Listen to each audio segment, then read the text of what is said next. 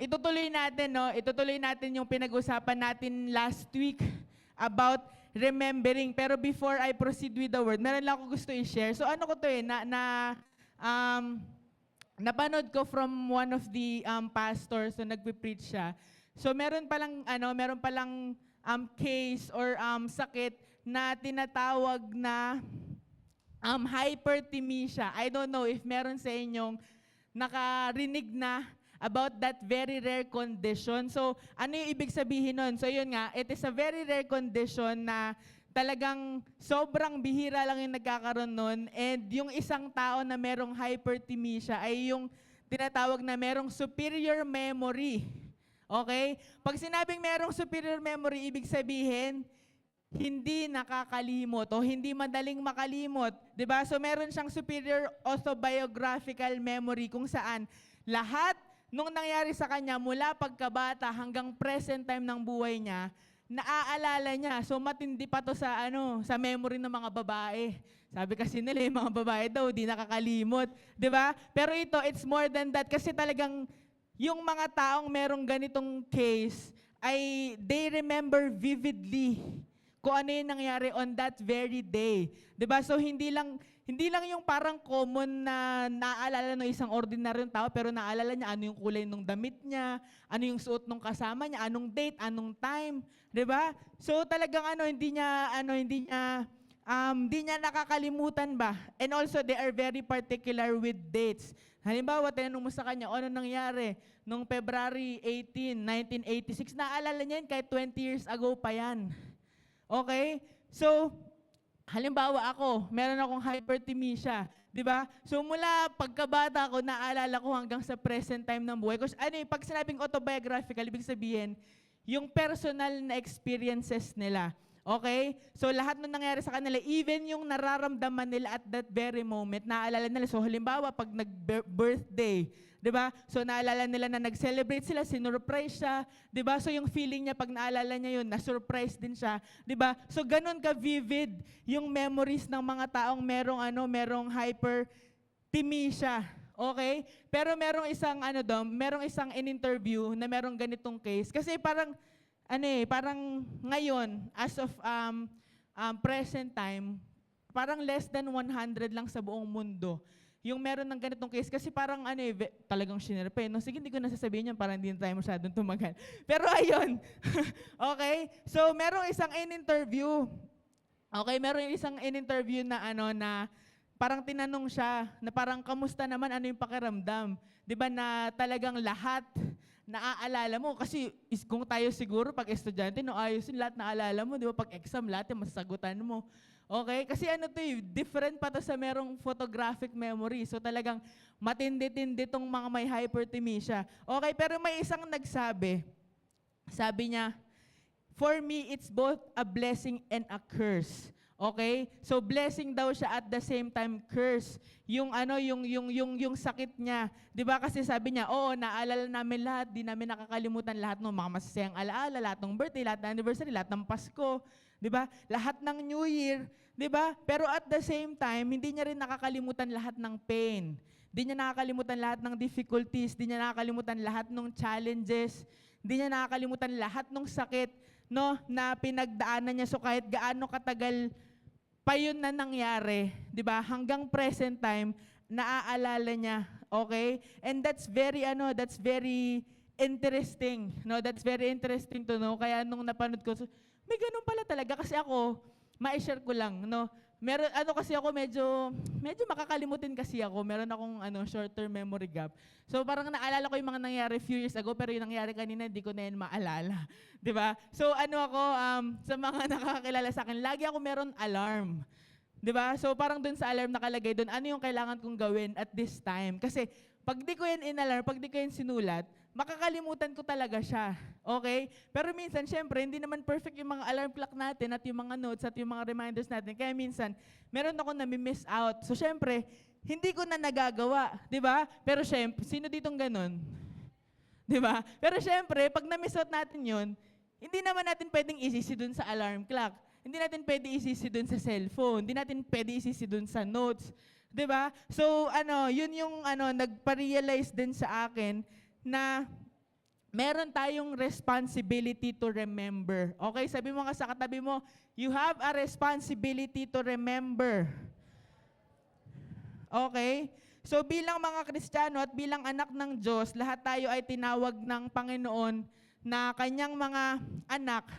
Kailangan natin alalahanin yung mga sinabi ng Panginoon. Kailangan natin alalahanin yung mga pangako niya. At syempre, kailangan natin alalahanin yung lahat ng ginawa ng Panginoon. That's why, in Deuteronomy chapter 8, sige, let us open our Bibles in Deuteronomy chapter 8, verse 11. Sabi dyan, make certain that you do not forget the Lord your God. Diba? Ano ibig sabihin ng make certain? Siguraduhin mo.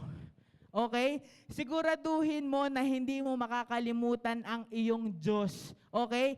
Make certain that you do not forget the Lord your God. And in verse 18, remember.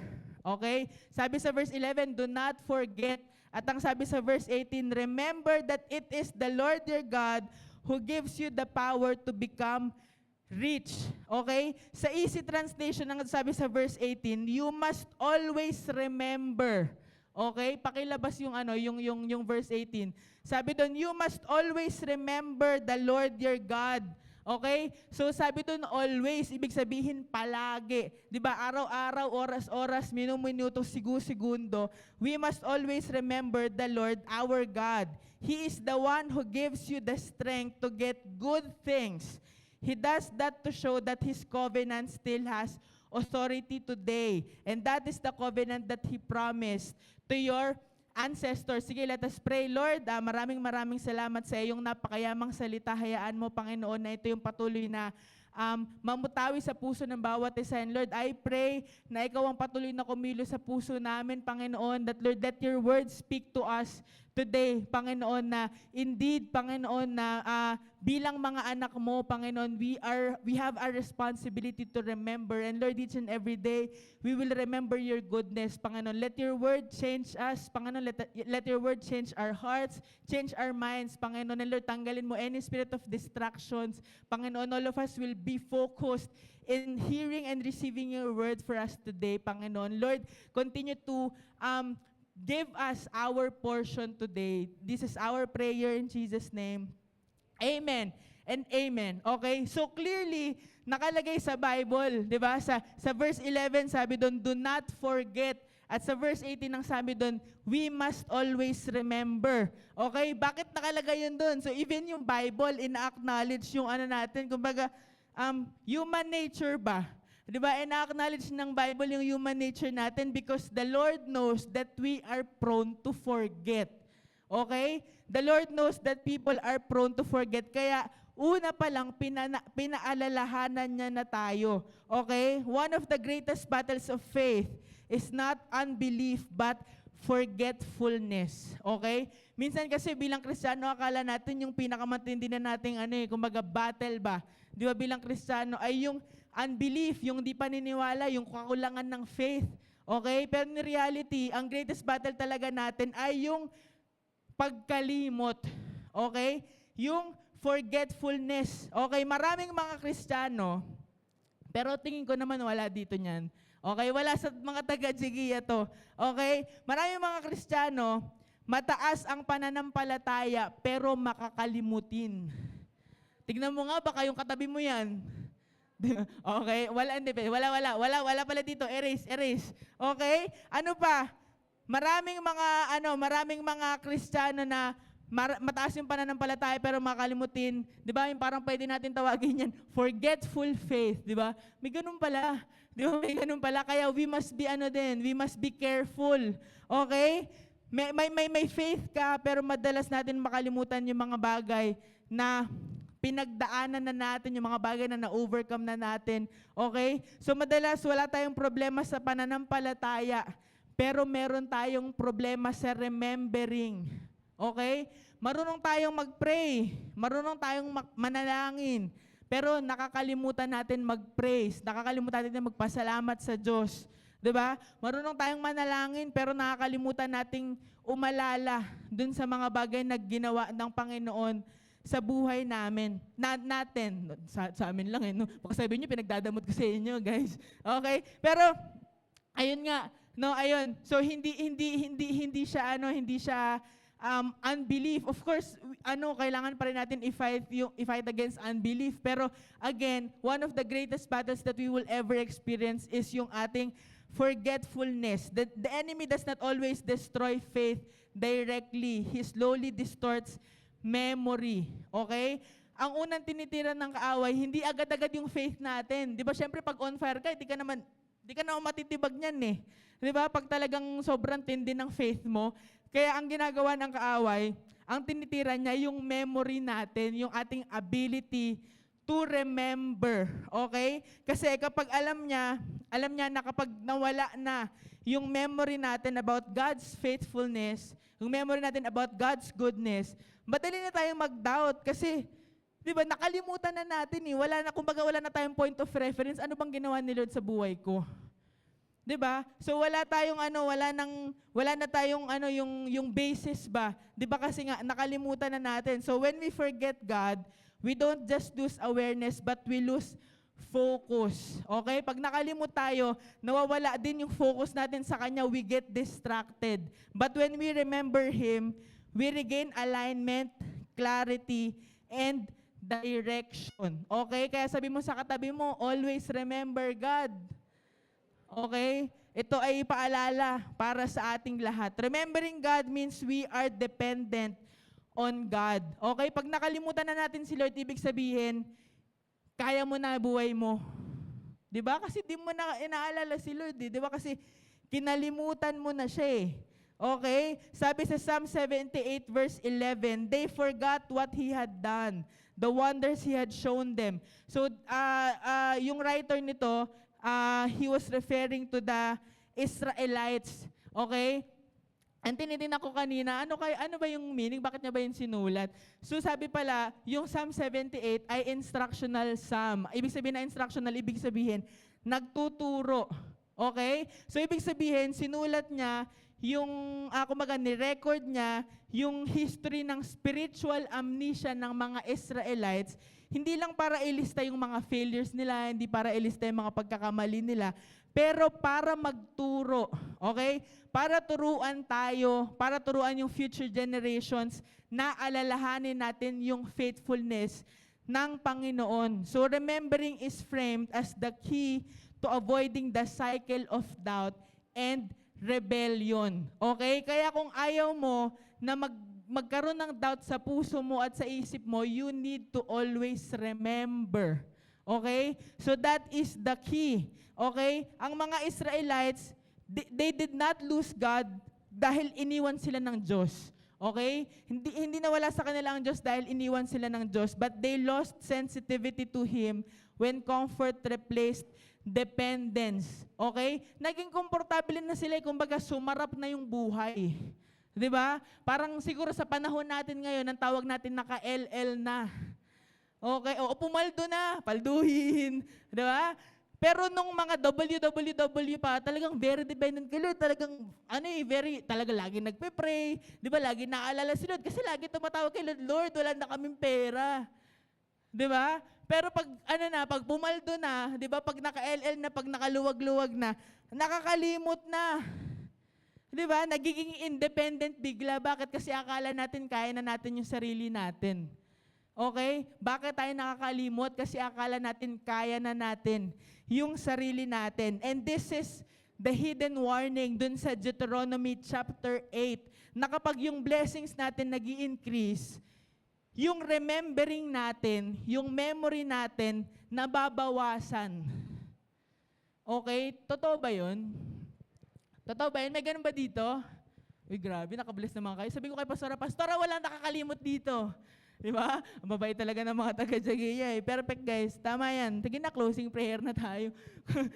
Okay, so, ang tendency ng tao, when our life becomes comfortable, tumitigil tayo na mag-look up, di ba, sa Diyos, at nagsisimula tayo na magdepende na lang sa sarili natin. Kasi nga, feeling natin kaya na natin eh. Di ba? Feeling natin kaya na natin. A person who forgets God will eventually worship God's gifts instead of God Himself. Okay? Lagi nating tatandaan, lahat ng kaya natin gawin, lahat ng ability natin, ng skill, ng talent, It is from the Lord. Ang tendency, pag nakalimutan natin ng Diyos, ang dependence natin, ang wino-worship na natin, yung mga bagay na kaya nating gawin at hindi yung nagbigay nun. Okay? So, dapat hindi tayo nga mag-fall, di ba, dun sa sin na yun. Kaya ang Bible, ang Scripture, it is reminding us repeatedly to remember. Okay, paulit-ulit, hindi na natin sasabihin, babanggitin lahat ng verse, di ba, na nagdi-discuss or nagtuturo about remembering the faithfulness and goodness of the Lord, 'di ba? Pero we're focusing on Deuteronomy chapter 8. Okay? But when you read his word, when you read the Bible, the scripture is repeatedly commanding remembrance. Hindi para sa mga tao sa labas ng church, pero sa mga tao na nandito na sa loob. Okay? Para sa mga Kristiyano, not because God is insecure.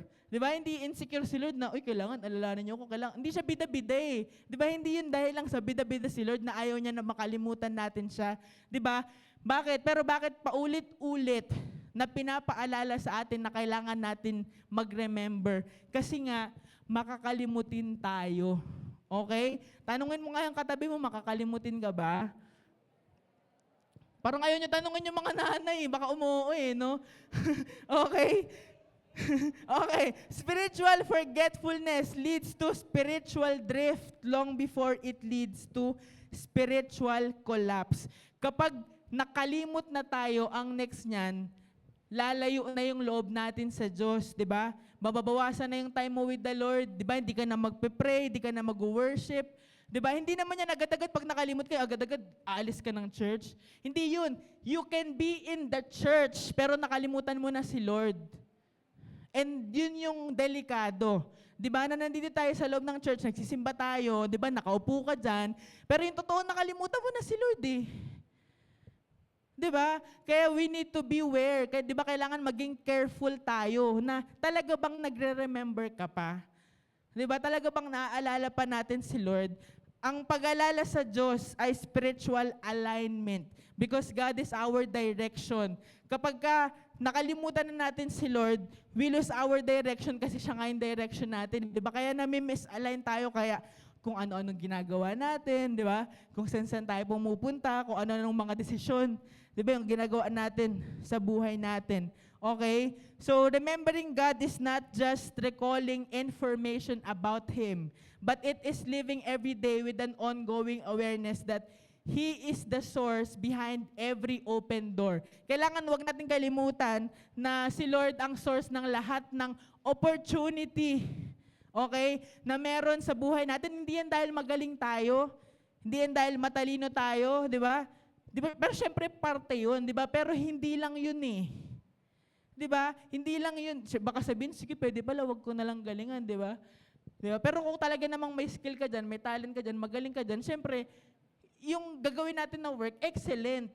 Diba? But apart from that, of course, it is because of the Lord.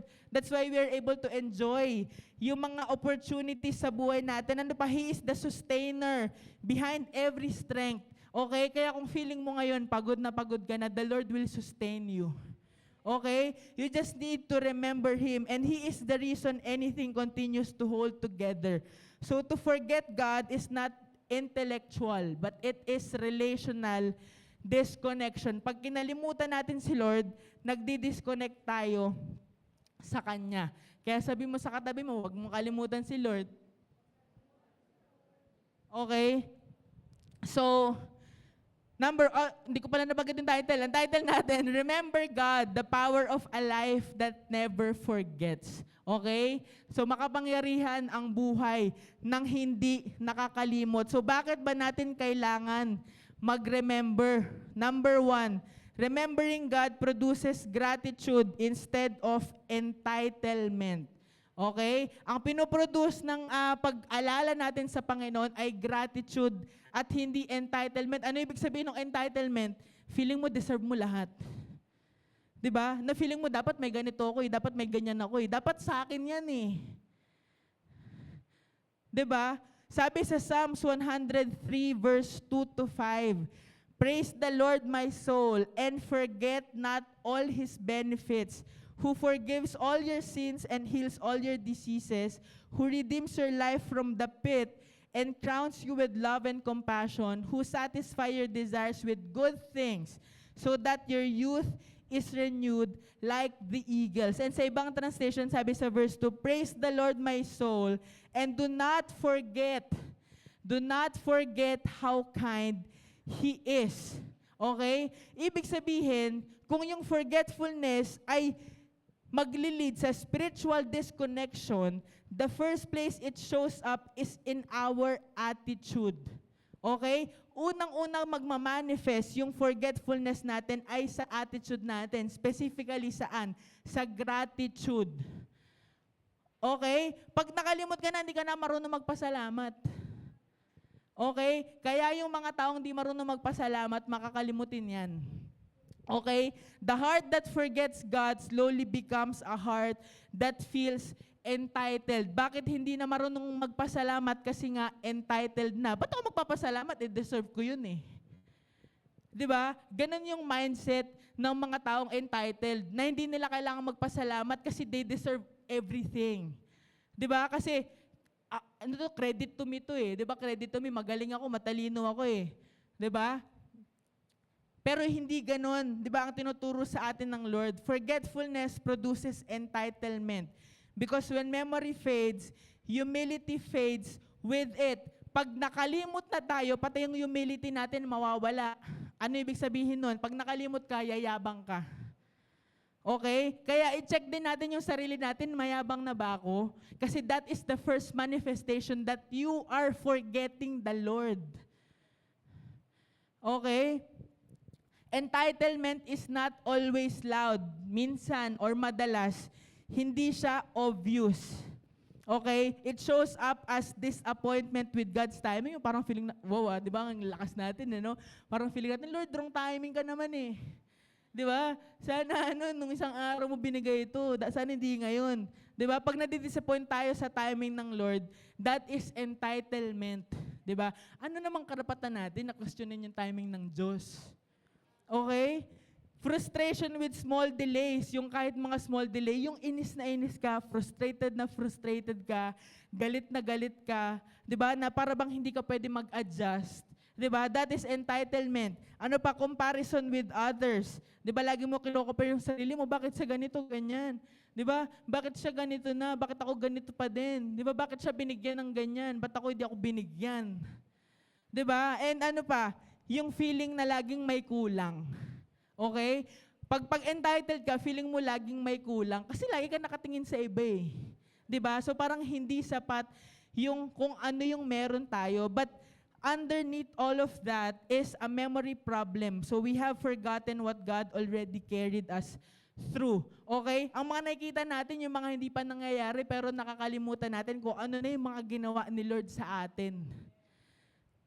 A person who remembers God is grateful.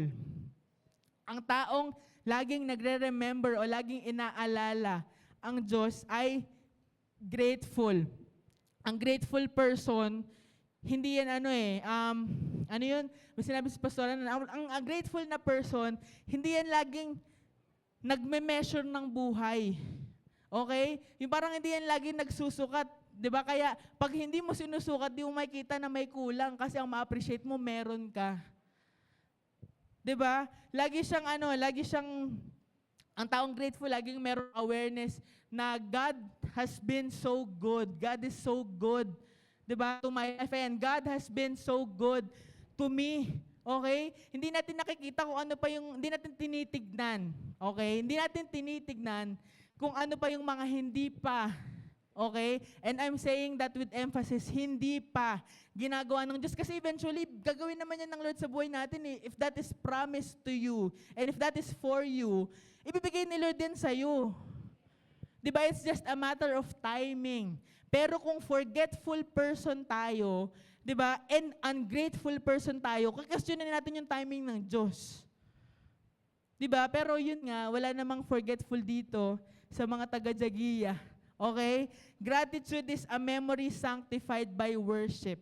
So when memory is aligned, worship becomes natural.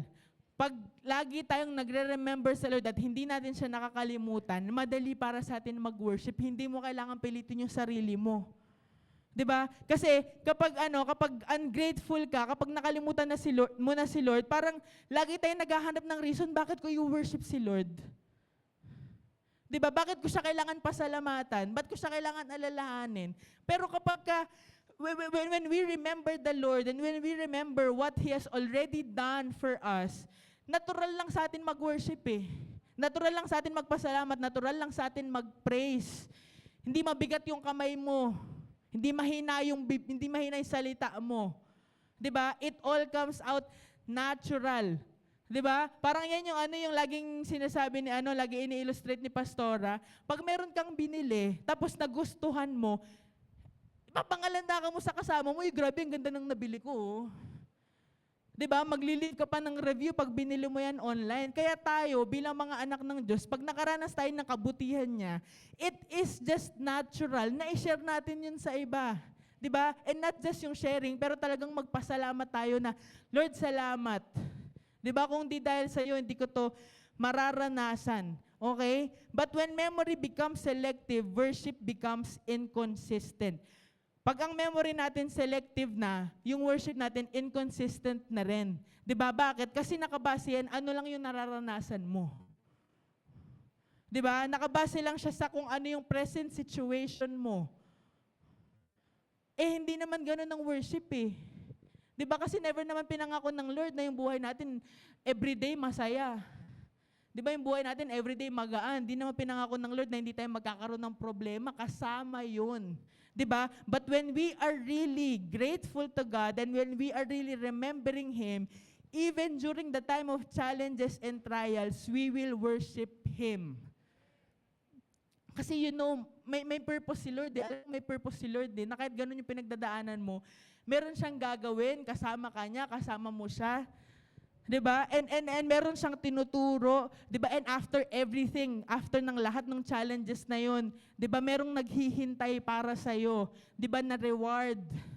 'Di ba? And 'yun yung nilook forward natin. Okay? So, kaya ang sinabi nung Psalm, nung binasa natin kanina, 'di ba? Hindi lang sinabi na praise the Lord, ang sabi doon, do not forget. Okay? Magkadugtong. 'Di ba? Hindi lang basta praise the Lord, pero do not forget, because when you forget, it will be hard for you to praise the Lord. Okay? Praise is not just emotional, it is sustained by remembrance. Kaya yung pagpapasalamat natin sa Lord, hindi yan nakabase sa emosyon natin. 'Di ba? Alam naman natin na ang emotions natin fluctuating. 'Di ba? Paiba-iba. 'Di ba? Pabago-bago. 'Di ba? Pero ang pagpapasalamat natin sa Lord at ang pag-worship natin sa Kanya, ang pag-honor natin sa Kanya, hindi dapat fluctuating. 'Di ba? And paano mangyayari yun? It will be sustained by remembering Him. Okay? Sabi mo sa katabi mo, remember God. Gratitude is not just thank you. 'Di ba? Hindi lang siya yung, basta pagkapasalamat, ang dali kasi sabihin thank you eh. 'Di ba? Ang daling sabihin na ganun lang, pero parang labas naman sa ilong mo. 'Di ba? Pero yung talagang natin, yung talagang pag-iisip natin na, Lord, alam mo kung saan ako nanggaling. Lord, dito ako nanggaling. At dito mo ako dinala ngayon. 'Di ba? I came from this life. Pero ngayon, ito yung tinatamasa ko, ito yung nararanasan ko. And God, I'm so grateful for you. Okay? So every time that you forget your past, you start complaining about your present. Kapag nakalimutan natin yung past natin, kapag nakalimutan natin yung mga ginawa ng Lord para sa atin dati, nagko-complain tayo dun sa present na buhay natin na bakit ba ganito? 'Di ba? Bakit ba ganito yung buhay ko? Ba't ba dito ako pinanganak sa Pilipinas? 'Di ba? Ba't ba nandito ako sa Jagayang? Init-init dito. 'Di ba? Kasi nakalimot. 'Di ba? Nakalimot. Ngayon, balikan lang natin yung nangyari sa Israel. 'Di ba? Yung tragedy ng Israel, hindi siya dahil sa lack of provision, but it was because of loss of perspective. Sabi sa Hosea 13:6, when I fed them, they were satisfied. And when they were satisfied, they became proud, then they forgot me. Okay? So this was the Lord talking, pinakain yung mga Israelites, 'di ba? Tapos syempre pag pinakain ka, busog ka eh. 'Di ba? Ang problema nung nabusog yung mga Israelites, naging proud sila, 'di ba? Tapos nakalimutan nila ang Diyos. Okay? So the Israelites saw manna but forgot miracles. They saw water but forgot deliverance. They saw daily bread but forgot Red Sea power. 'Di ba? Kasi ang iniisip lang nila nung time na 'yon, na-satisfy yung tiyan nila pero nakalimutan nila yung mga miracles na pinaranas sa kanila ng Lord bago pa 'yun. 'Di ba? And slowly, yung miracle, 'di ba, ay naging parang normal na lang sa kanila, na parang hindi na sila na-amaze. 'Di ba? And yun yung nagagawa nung entitlement. Pag entitled, nano-normalize yung miracle until hindi na siya mukhang miracle sa atin. Bakit? Kasi nga feeling natin, deserve natin yun. Dapat lang, di ba? Parang ganun. Ganun kasimple. Yung parang bakit natin ito naranasan? Aba, dapat lang. Di ba? Parang ganun. Ganun yung mindset ng mga taong entitled. At naging ganun yung mga Israelites. Di ba, nag-provide naman si Lord eh. Di ba, pero nung nag-provide si Lord, na-lose nila yung perspective nila of who God is. Di ba, and hindi tayo dapat mag-fall, di ba, sa ganong sitwasyon. So before asking God for more, pause and remember what would you be without Him. And before asking God for more, remember what He already did. Kahit past pa yan. Kailangan lagi nating inaalala kung ano yung ginawa ng Lord sa atin dati. Pinatawad tayo ng Diyos, pinagaling tayo ng Diyos. Di ba? Ano pa, pinoprotektahan tayo ng Lord. Ang daming opportunity na binigay sa atin. Yung mga trabaho na akala natin hindi bibigay sa atin. Napunta sa atin, bakit? Kasi inopen ng Lord yung door of opportunity. Di ba? Yung scholarship na hindi dapat na, para sa atin, parang akala mo hindi mo kaya mag-scholarship kasi di ka naman matalino, pero nagbigay si Lord ng opportunity. So that's one reason to remember the Lord and not forget His goodness. Okay? Gratitude does not come from having more. It comes from remembering deeper. Okay? Hindi parang kumbaga hindi qualification na kailangan meron ako ng mas marami pa para maalala natin si Lord. Hindi 'yun eh, 'di ba? Hindi sukatan yung dapat may ganito muna ako bago ko pasalamatan si Lord. 'Di ba, kahit kakaunti pa 'yan, when you know that it is from the Lord at hindi mo 'yun nakakalimutan, you will be grateful to Him. Okay, again, uulitin ko yung sinabi ko kanina, ang taong grateful hindi yan nagme-measure. Ang taong grateful hindi nagbibilang. Ang taong grateful hindi nagsusukat. Kontento yan. Ito yung binigay mo sa akin, salamat Lord. Ngayon lang naman yan eh. Di ba? Ang pangako sa atin ng Lord, yun talagang yung riches and yung glory, paparanas niya sa atin. Okay? And yun yung ibibigay niya, yun yung pangako niya, kaya wag tayong matalisod ngayon palang na binibigay niya tayo kung anong meron tayo ngayon. Okay? And pangalawa, why we need to remember God. Remembering God produces dependence instead of pride. Sabi sa Deuteronomy chapter 8, verses 17 to 18. So this is from the Message translation. Sabi dun, if you start thinking to yourselves, I did all this, and all by myself, I'm rich, it's all mine. Well, think again. Remember that God, your God, gave you the strength to produce all this wealth so as to confirm the covenant that He promised to your ancestors as it is today. Okay? Maganda itong yung Message translation kasi very specific eh. Diba? Maaring ganito yung sinasabi natin. Di ba, maaaring ganito yung perspective natin sa sarili natin na I did all this. Di ba? Ako yung reason kung bakit ako nandito. Ako yung reason bakit ako successful. Ako yung reason bakit ako mayaman. Di ba? Ako yung reason bakit ako nakagraduate. Di ba? I did this all by myself. Di ba? Baka ganito yung natin, yung mindsetting natin. After gratitude, the next danger of forgetfulness is success. Okay? Kanina gratitude yung issue, gratitude yung problema. Ang kasunod nun, yung success. Ang gratitude, ang kaibahan nitong dalawa, gratitude is tested in suffering, but dependence is tested in success. Okay? So yung remembering God, it is tested sa magkaibang circumstances ng buhay natin, dun sa buhay na nagsasuffer ka, at dun sa buhay na nagsasucceed ka. Okay? So both are tested. Success is often more dangerous than suffering because success can create the illusion of self-sufficiency. 'Di ba? Ang sinasabi na natin, it is because hardworking tayo, 'di ba? Kasi may talent tayo, kasi magaling tayo mag-strategize, kasi meron tayong connections, kasi matalino tayo, 'di ba?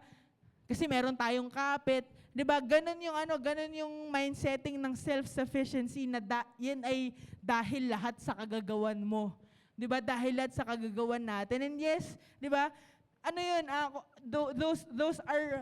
Those are real. Okay? Pero ang Bible, ang salita ng Diyos, it corrects the foundation. Okay? This is the principle. God gave you the power. Okay? God gave us the power. God gave you both the opportunity and the ability. Totoo naman magaling ka eh. Totoo naman matalino ka. Di ba totoo, marunong ka mag-strategize. Totoo na hardworking ka, masipag ka, diligent ka. Pero who gave you that ability? It is the Lord. Kaya we need to remember Him. God gave you both. Yung opportunity at yung ability to do that. Okay? Kaya ang issue dito, ang problema dito, hindi yung effort, pero yung recognition natin dun sa source. Siyempre, we need to do an effort. We need to make an effort. Sometimes, we need to take an extra mile. Kaya hindi yun issue, may gagawin talaga tayo eh. 'Di ba? Meron talaga tayong gagawin. Pero ang kinokorek sa atin dito, how do we recognize the source? Okay? How do we recognize the source? Sabi sa 1 Corinthians 4:7, "For who makes you different from anyone else? What do you have that you did not receive? And if you did receive it, why do you boast as though you did not?" Okay? Sabi dun, what do you have that you did not receive? Anong meron ka na hindi mo tinanggap? Lahat ng bagay na meron tayo, tinanggap natin. Pag sinabing tinanggap natin, ibig sabihin, may nagbigay. Okay? Pag sinabing tinanggap mo lang yan, ibig sabihin, may nagbigay sa'yo. It is not because of you. Kaya ang credit, hindi dun sa tumanggap. Kanino ang credit? Sa nagbigay, kay Lord. And we must always remember that success is more spiritually dangerous than suffering when God is forgotten, because suffering often pushes us to God, but success tempts us away from Him. Ang suffering kasi, minsan, ang suffering, yan yung nagpupush sa atin papalapit sa Lord. Ang problema, pag nag-succeed na tayo, yan yung nagpapalayo sa atin sa Lord. Kasi nga, kaya mo na eh. 'Di ba? Kasi successful ka na eh. Pride is silent independence, 'di ba? It begins kapag tumigil na tayo na sabihin, Lord, kailangan kita. 'Di ba? Parang dati nung walang. Dami lahat ng wala eh. 'Di ba nung walang-wala pa tayo, talagang prayer natin, Lord, kailangan kita. 'Di ba, Lord, I need you. Pero pag nag-succeed na, 'di ba? Pag nakaranas na ng komportableng buhay, pag nalagpasan na yung problema, ano na yung sinasabi? Hindi na, Lord, I need you eh. Sinasabi na, Lord, kaya ko na to. That's pride. Diba, for us to claim that we can do this by ourselves, that is pride. Diba? Pag may problema, automatic, nagpe-pray. Diba? Pero pag okay na yung buhay, parang automatic din, nagiging self-sufficient na, kaya ko na to. Diba? Okay na ako dito, lock in na ako dito. Diba? That is very, very dangerous. That is very dangerous. You are not the source. You are just the steward.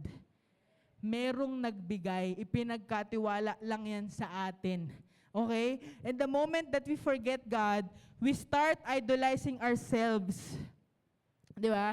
Pag nakalimutan natin si Lord, ina-idolize natin yung sarili natin kasi nga, ano tayo, kumbaga credit grabber ba?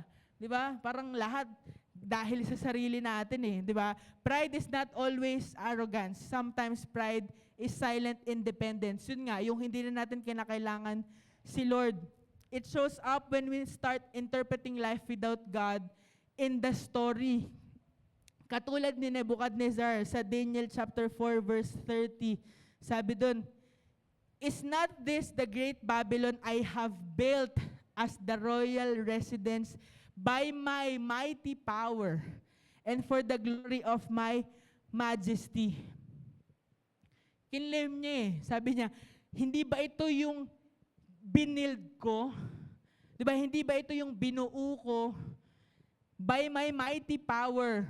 Dahil sa kakayahan ko, dahil sa galing ko, di ba? Dahil sa yaman ko, dahil sa talino ko, inoon niya yung credit eh. Di ba? Yung parang ano lang yan eh.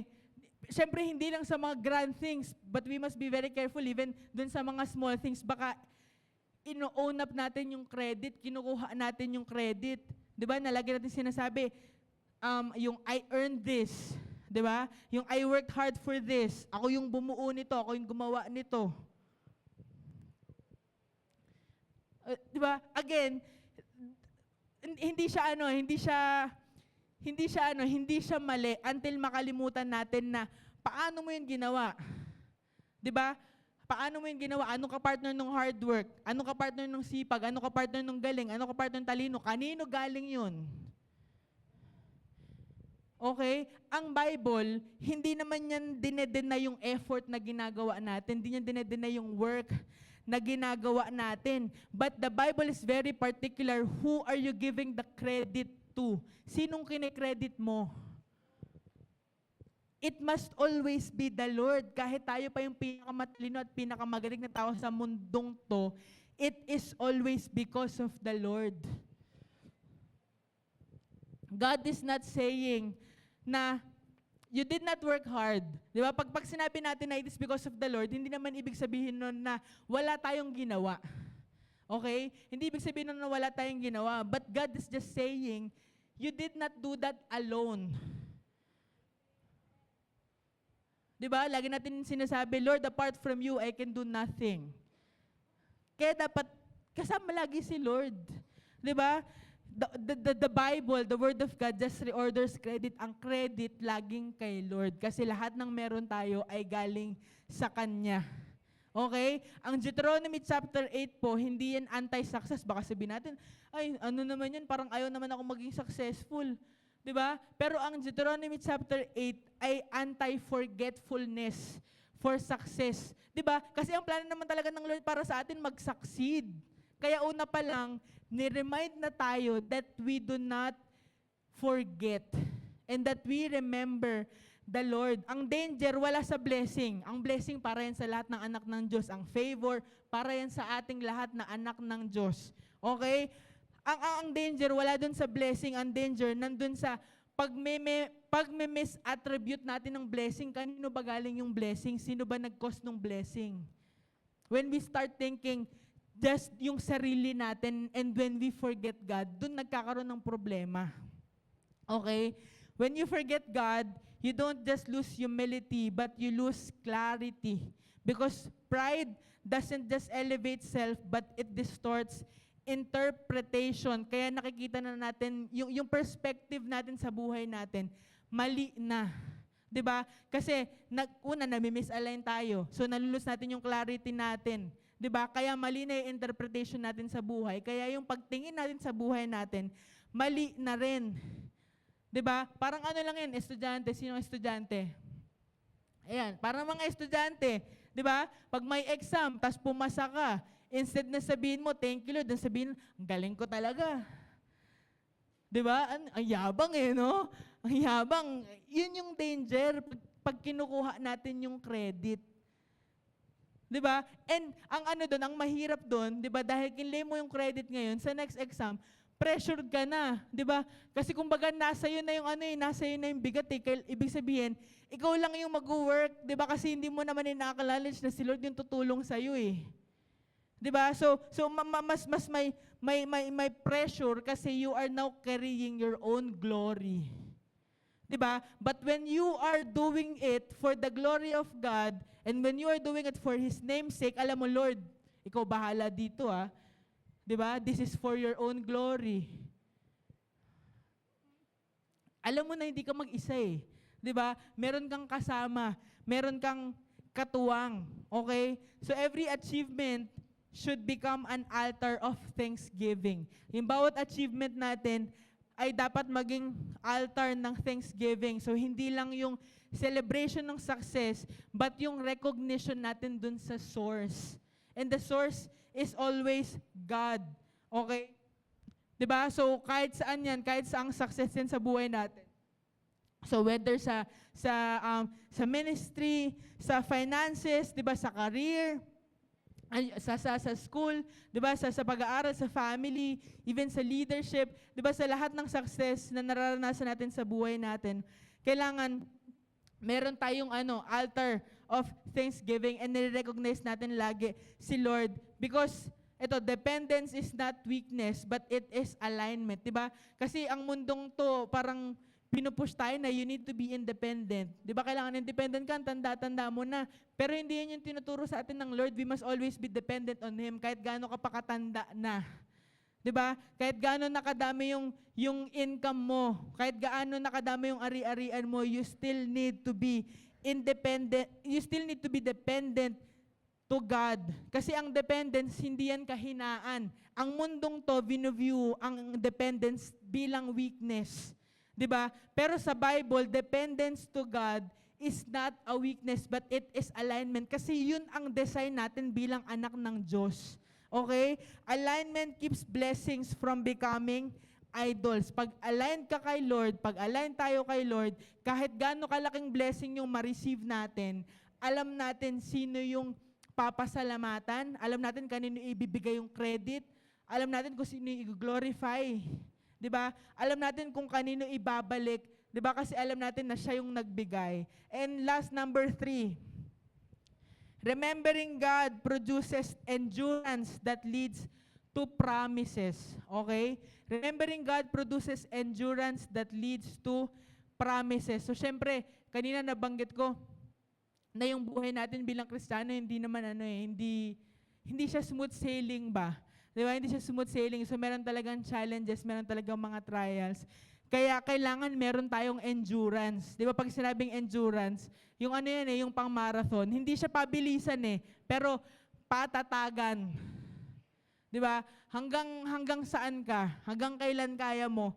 Di ba? And, para magkaroon tayo ng endurance, we need to remember God. Sabi sa Hebrews chapter 6, God is not unfair. He will not forget the work that you did. Sorry, ang init Okay.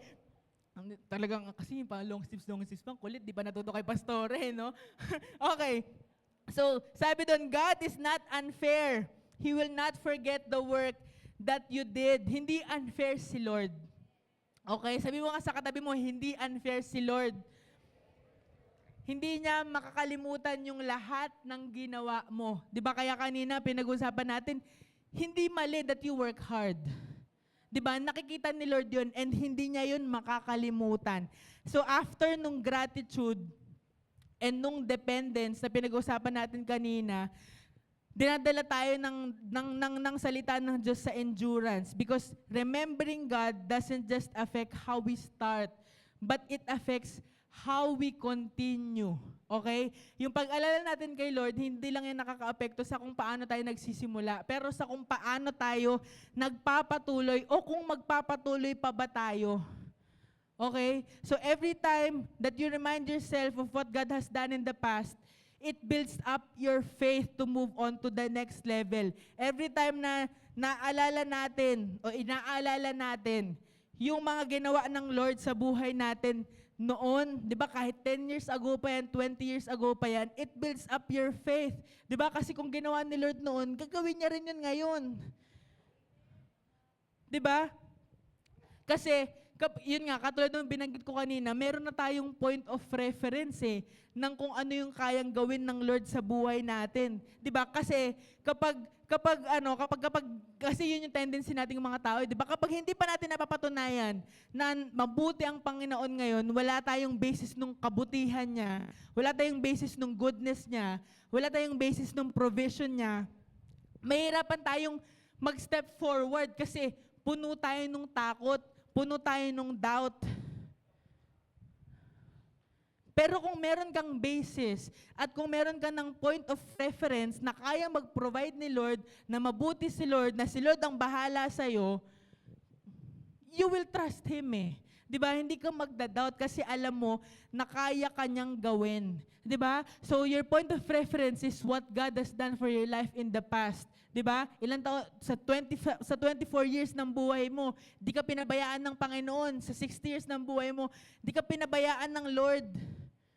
Di ba? That is your point of reference. Kaya there's no room for us to doubt if kaya ba ni Lord. Di ba? Yung parang, pwede mo sabihin na 24 years ago, hindi ako pinabayaan ng Lord. Di ba? Ngayon pa ba ako susuko? Di ba? Yun yung encouragement mo sa sarili mo Di ba? Na alam ko, tinulungan ako ni Lord for the past 24 years. Kaya niya akong tulungan sa next 24 years pa ng buhay ko. You have to remember. Di ba? You have to remember, kailangan alalahanin natin. Di ba? Iba kasi yung alalahanin, iba yung naalala. Pag alalahanin, that is intentional. Pero pag sinabing naalala, aksidente lang. Di ba? Kailangan alalahanin natin. We need to remember God. Don't forget to remember. Don't forget to remember. Remember God. Remember His promises. Remember His word. Remember what He has done in your life. At syempre, hindi lang natin i-remember ano yung ginawa ng Lord para sa atin, pero we must remember who He is. Sino ba si Lord? 'Di ba? Remember who He is kasi 'di ba? Parang pag hindi natin kilala si Lord for who He is, 'di ba? Hindi natin siya kilala Hindi natin alam kung ano yung kaya niyang gawin. 'Di ba? Parang pag nakatingin lang tayo dun sa kung ano yung ginawa niya, pag di siya nag-provide, di siya provider. Diba? Pero nakalagay sa Bible, God is our provider, kaya we need to remember who He is. Okay? We need to remember who He is. Diba? Pagka nakabasa lang tayo dun sa kung ano yung ginawa niya and not for who He is, pag di siya nagpagaling, hindi siya healer. Hindi ganon, okay? We need to remember God for what He did and we need to remember God for who He is. Okay? We have to be reminded not just on what God did for us, pero sino ba yung gumawa nun? 'Di ba? Kasi, ayun nga, 'di ba, katulad na introduction ko kanina, tayong mga tao, we are very prone to forget. We are very prone to forget. Pero si Lord, He won't ever forget you. Kaya ang sabi dun sa Hebrews kanina, 'di ba? God is not unfair. He will remember all your works. He will not forget all your works. God never forgets faithful people.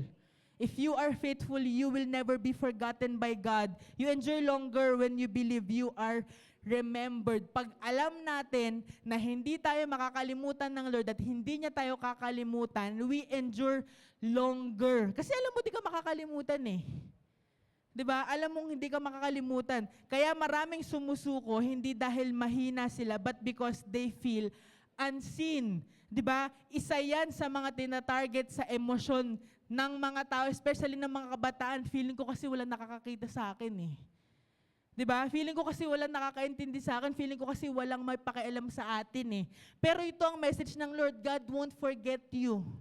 Kaya magpatuloy ka kasi hindi ka makakalimutan ng Lord. And this is one of the greatest revelations in the Bible. God has perfect memory for faithful labor. If you labor in God faithfully, He will remember you. And He will never forget you. Ang human systems, nakakalimutan niyan yung effort. Ang heaven, hindi. Ang langit hindi nakakalimot. So what looks like delay is often divine preservation. Kaya kung hindi pa nangyayari ngayon, yung matagal mo nang pinag-praise the Lord, yung parang pinagkasundoan niya na ni Lord, na Lord, sabi mo, ibibigay mo to sa akin. Mangyayari yan.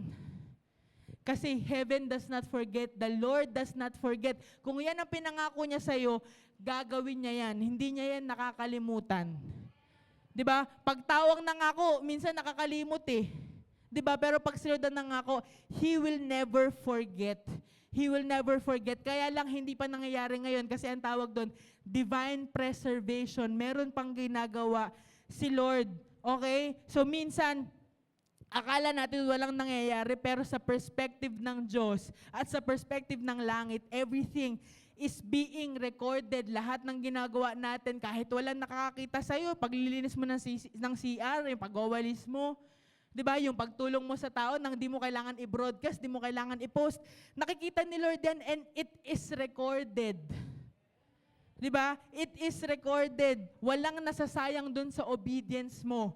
Walang nasayang dun sa faithfulness mo. Walang masasayang dun sa good works na ginagawa mo. Your consistency is not unnoticed. It is being stored. Hindi porket hindi tayo nakikita ng mga tao dito sa mundo, hindi tayo nakikita ng Diyos sa langit. God does not just reward outcomes, but He honors faithfulness in the process. Diba? Ang hindi tinitingnan ni Lord, kung ano yung outcome yan, tinitingnan niya, were you faithful?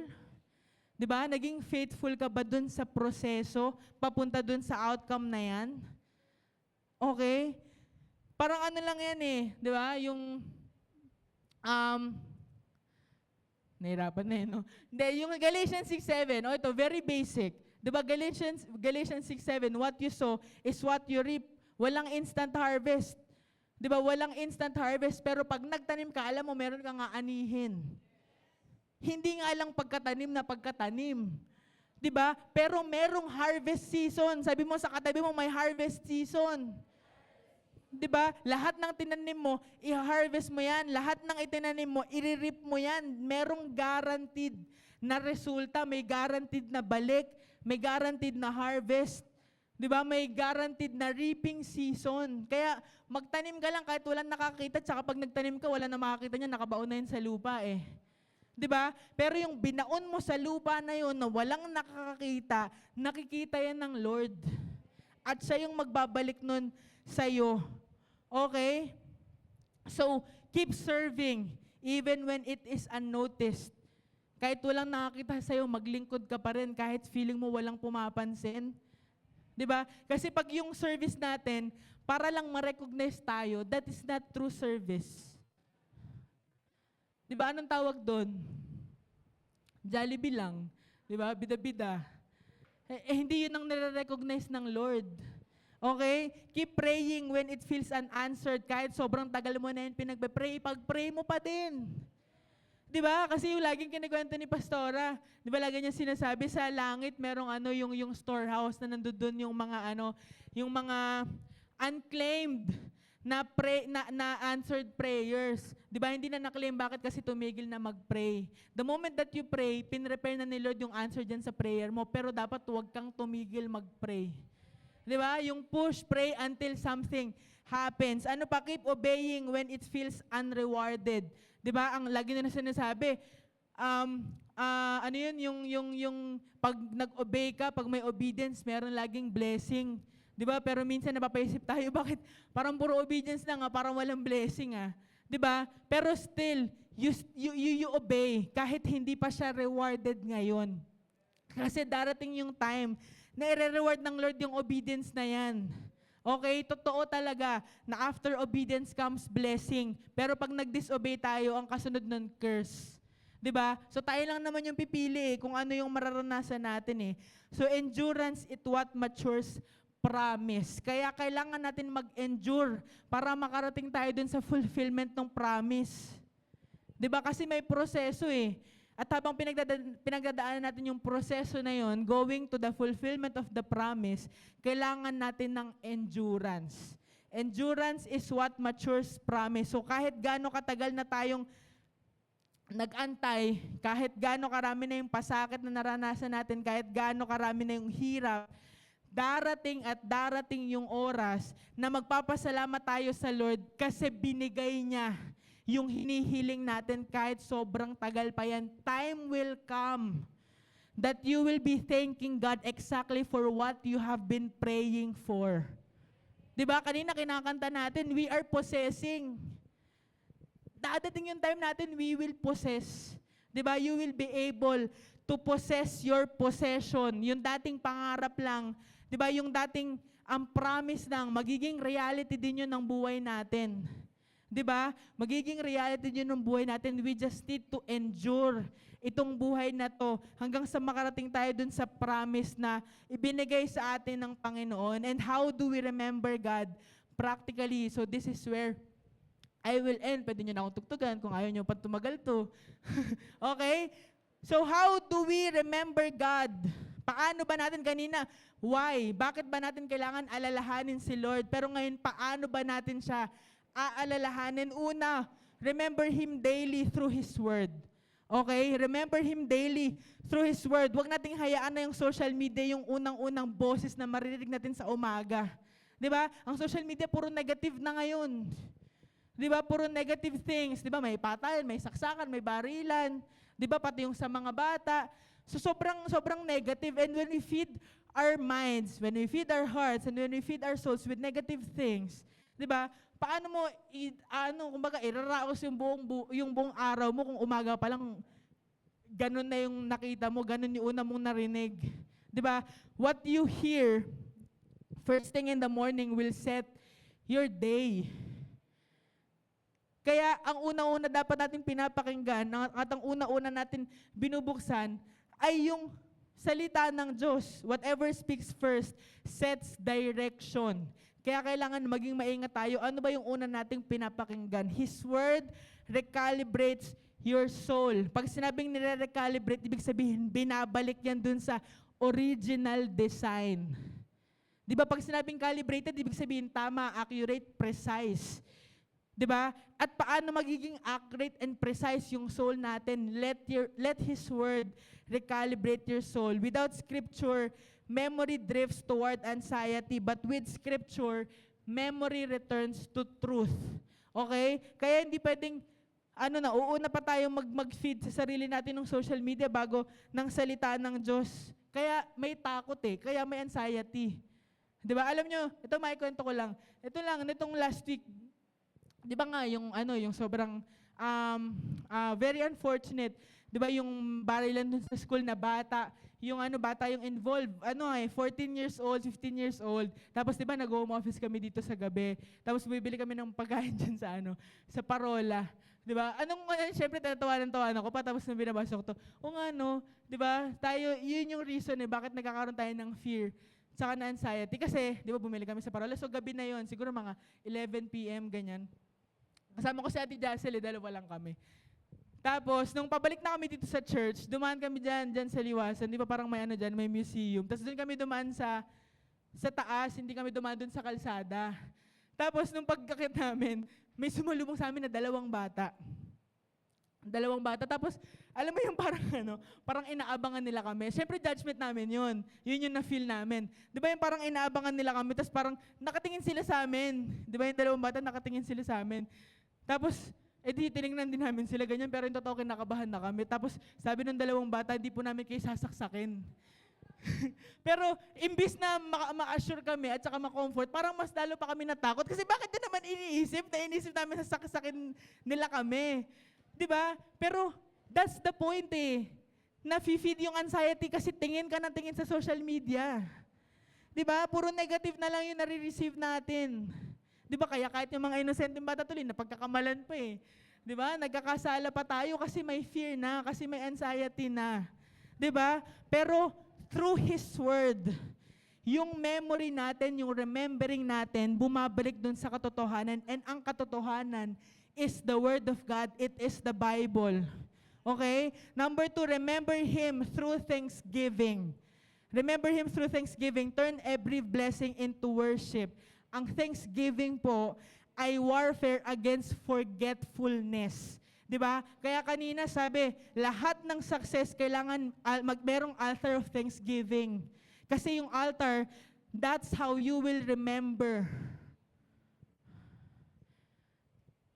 Para ma-fight against natin yung forgetfulness, kailangan meron tayong thanksgiving.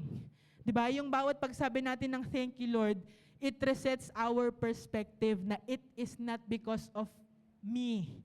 It is not because of me, but it is because of the Lord. Kaya Lord, salamat. Number 3, remember Him through obedience. Ang pag-remember natin sa Lord, hindi emotional lang, but it is practical. Pag sinabing practical, may action. Merong gagawin. Obedience is memory made visible. Paano mo maipapakita that you are really remembering God?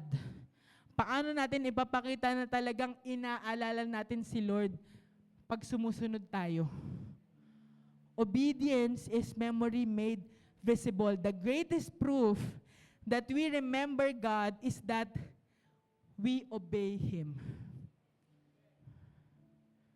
You can't say that you remember God tapos hindi ka sumusunod.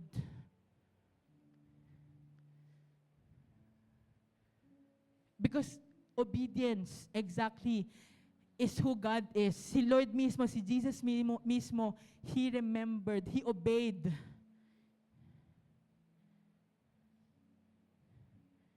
You don't just remember God by thinking of Him.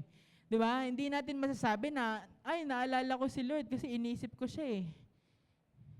You remember God by responding to Him. Ano yung ginawa mo nung naisip mo si Lord? Hindi pwede hanggang isip lang. Remembering God is practical. May action. May gagawin. And number 4, remember Him through service. Service keeps God at the center because it breaks self-centered living. Kasi pag naglilingkod tayo, we're not serving ourselves, we're serving other people. Kaya nabe-break niya yung self-centered living na ang mundo, ang buhay na to, hindi lang para sa atin. 'Di ba? Ito yung sumasagot sa tanong na para kanino ka bumabangon. It breaks self-centered living. Ang purpose natin hindi lang para sa sarili natin. Anong purpose natin? To love God and to love people. To serve God and to serve people. You cannot say that you love the Lord without serving Him, and you cannot say that you love the people without serving the people. Hindi rin naman pwedeng si Lord lang. Di ba? Pwede mo sabihin, oy, mahal ko si Lord, nag-serve ako kay Lord. Pero what about the people? Laging magkadugtong yan. If we really love God, we will learn to love the people because the people is at the very core of His heart.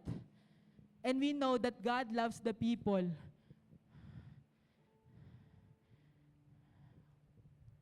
You need to serve His house. You need to serve God's people. You need to serve His purpose to love God and to love people. And when you serve, you declare, my life is not about me.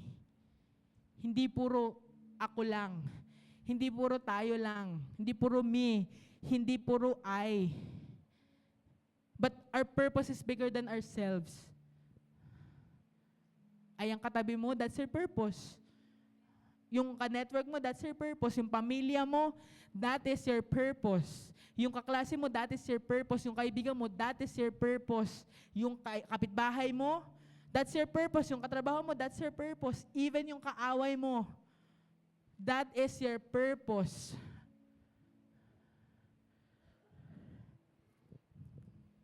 And number 5, last, how do we remember God? Remember Him before every decision. Before every decision, we need to pause and ask, Lord, ano ba yung gusto mo? That is remembering God. Di ba, hindi yung tinatanong na, Lord, ano ba yung gusto ko? Di ba, hindi yung, Lord, alam mo naman kung ano yung gusto ko eh.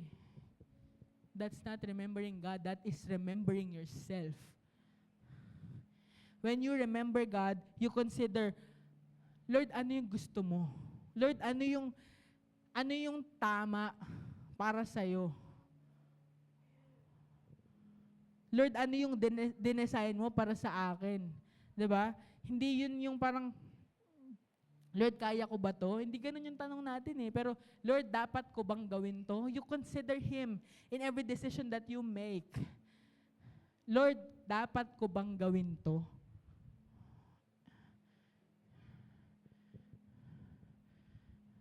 Decisions reveal what you truly remember. Pag yung decision mo nakaangkla sa sarili mo, ibig sabihin, you remember yourself. But if your decision is anchored in God, it just means that you remember the Lord.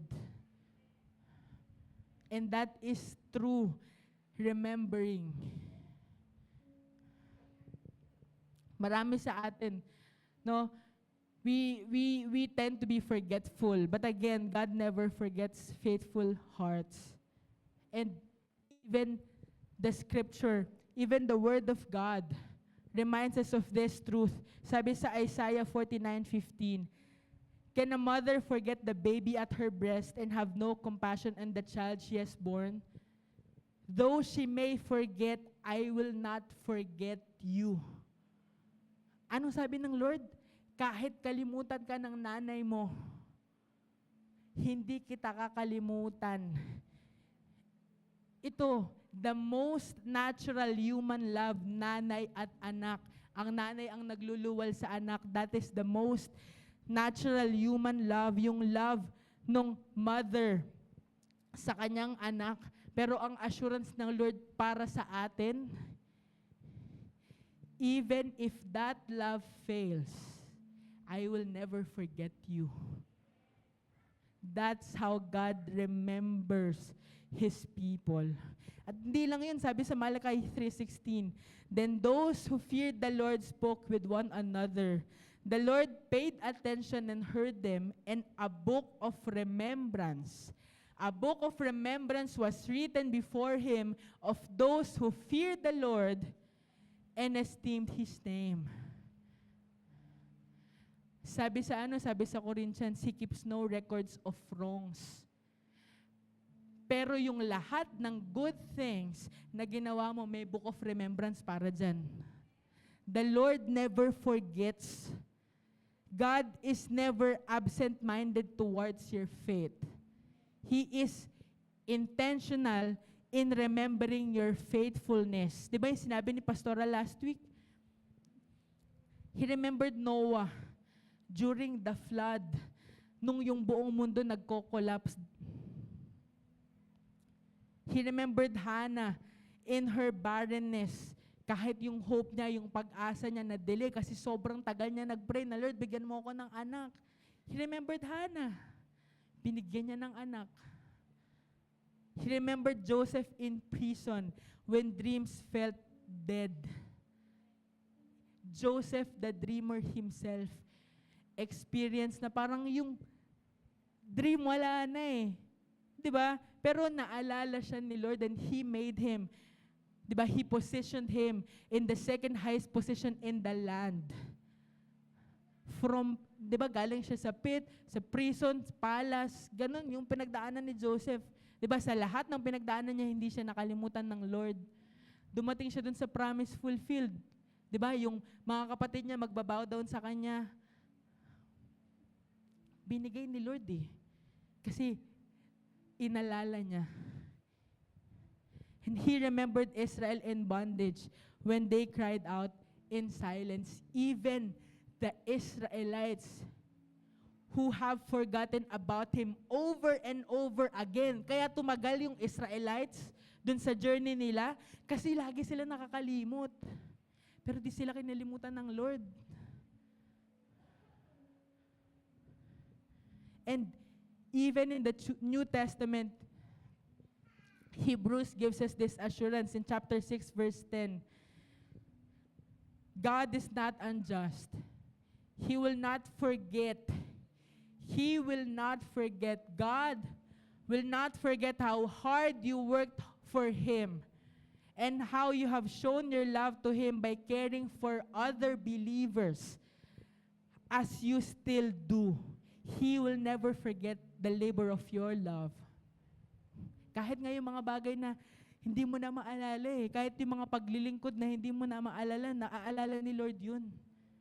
Di ba? Nothing you do in obedience is wasted in His memory. Lahat yan nakasulat sa Book of Remembrance. So remember God. Remember God not because He fades from memory, but because we tend to forget.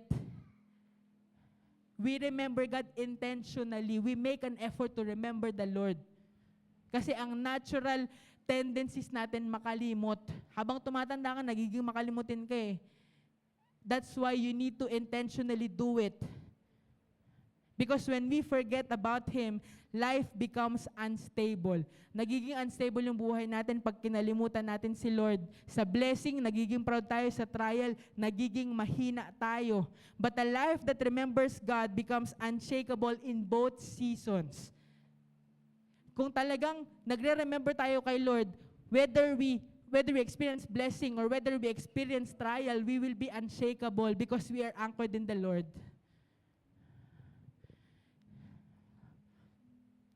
And we remember God not to keep Him close to us, but to keep ourselves aligned with reality, because without God, we are nothing.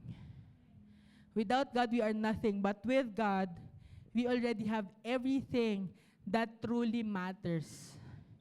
Hindi man nasa iyo lahat, di ba? Di ka man makantahan ng nasa iyo na ang lahat. Pero nasa iyo na lahat ng nagmamatter. Nasa iyo na lahat ng importante. Nasa iyo na lahat ng kailangan mo.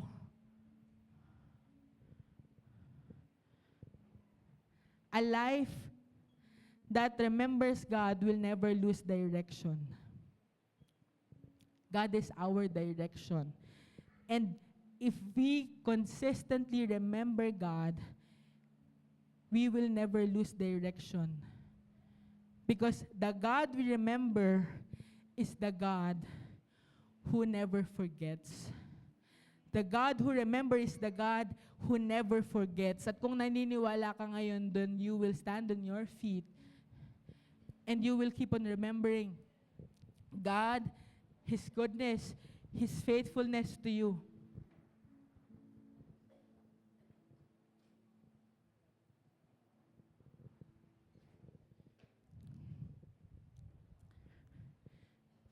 This is a reminder, no, for all of us, because again, the assurance na nandito tayo sa loob ng church at inaalala natin si Lord. Hindi yun yung hindi yun yung basihan, hindi yun yung sukatan that we remember the Lord. So this is a reminder to all of us na kahit gaano pa tayo katagal na dito sa church, minsan nga pag mas matagal na tayo dito sa church, pag mas matagal na tayo dito sa Lord, mas prone tayo na nakakalimot But yeah, this is a reminder for all of us today na sa dami ng pinagdaanan natin, sa dami ng araw na lumipas, at sa dami ng problema na nalampasan natin, merong isang truth, merong isang katotohanan na hindi natin dapat makalimutan. God never forgets. Ang Diyos ay hindi kailanman nawala sa atin. Hindi siya tumigil, hindi siya humina, hindi siya nagbago. Pero tayo yung minsang na-distract, na-lose natin yung focus natin. Nakalimot tayo. Nakalimot tayo sa faithfulness at sa goodness ng Lord. Nasa sobrang busy natin, sa sobrang dami nating ginagawa, sa kakaisip natin nung mga problema natin, sa kakahanap natin ng solusyon, sa kakapursige natin sa buhay, nakalimutan na nating tumingin sa Diyos.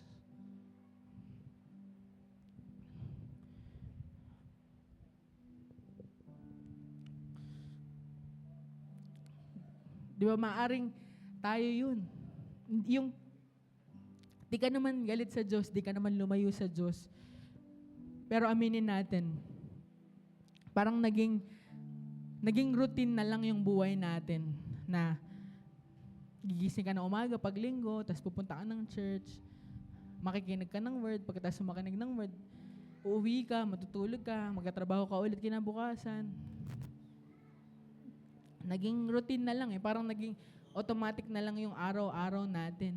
Yung parang akala natin o feeling natin nandyan siya, pero yung totoo na neglect na natin ang Diyos araw-araw. And right now, at this morning, God is giving us the opportunity and the time na lumapit ulit sa Kanya. No, hindi tayo kinokondemn ni Lord. Hindi siya nagagalit sa atin. We just need to admit to the Lord, Lord, sorry kung nakalimot ako. Lord, sorry kung na-distract ako. Lord, sorry kung na-lose ko yung focus ko. You pray to the Lord. You pray to God right now. Alam mo Alam mo kung ano talaga yung nangyari, alam mo yung pinagdaanan mo, alam mo yung ginawa mo. Tell to the Lord, Lord, I want to remember you again.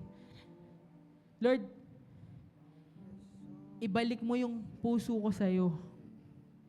Lord, hindi ko gustong mabuhay nang hindi kita inaalala.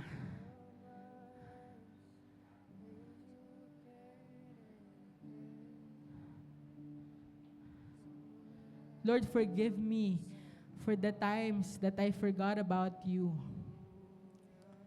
Lord, forgive me for all the decisions na ginawa ko na hindi ko kinonsider kung ano yung sasabihin mo, kung ano yung gusto mo. Lord, I don't want to live without awareness of you and without awareness of your presence. Kung meron ka pang untouchable areas sa buhay mo, let God touch those areas of your life. And while you are praying, remember this truth. Hindi ka niya iniwan. Hindi ka niya kinalimutan.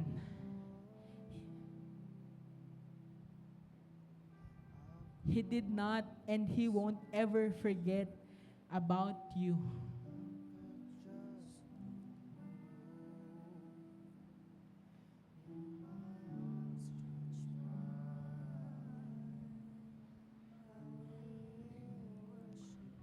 Choose to remember the Lord. Choose to remember the Lord. Sabi sa Deuteronomy chapter 8 verse 11, make certain that you do not forget about Him. Make certain that you do not forget about the Lord. You need to make sure, siguraduhin mo na hindi mo siya nakakalimutan. And when you remember the Lord, worship comes out naturally. So you worship God right now. You thank Him.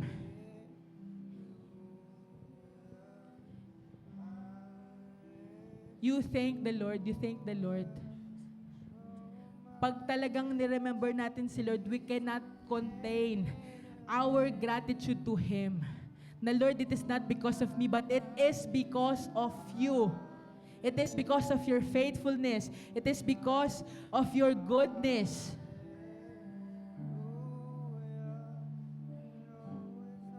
Apart from Him, we can do nothing. Apart from Him, we can do nothing. You thank God. Pasalamatan mo ang Lord. Pasalamatan mo ang Lord. Pag talagang nagre-remember ka kay Lord at pag talagang nagpapasalamat ka sa Kanya, you cannot contain it. You say it using your lips, Lord, salamat.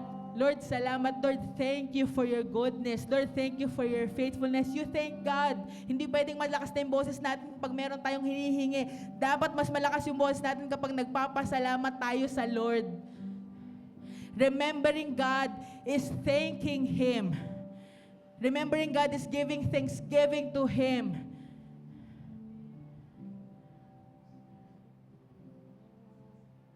Remembering God is being grateful. Hindi pwedeng malakas tayo mag-complain pero mahina tayo magpasalamat. Ang dali-dali sa atin magreklamo pero ang hirap-hirap magpasalamat. Why? Because we do not remember God. Remember the Lord. Remember the Lord, and worship will come out of you naturally. Remember the Lord, and praise will come out of you naturally. Remember the Lord, and thanksgiving will come out of you naturally. Hindi dahil napipilitan ka, pero dahil naranasan mo yung kabutihan ng Diyos.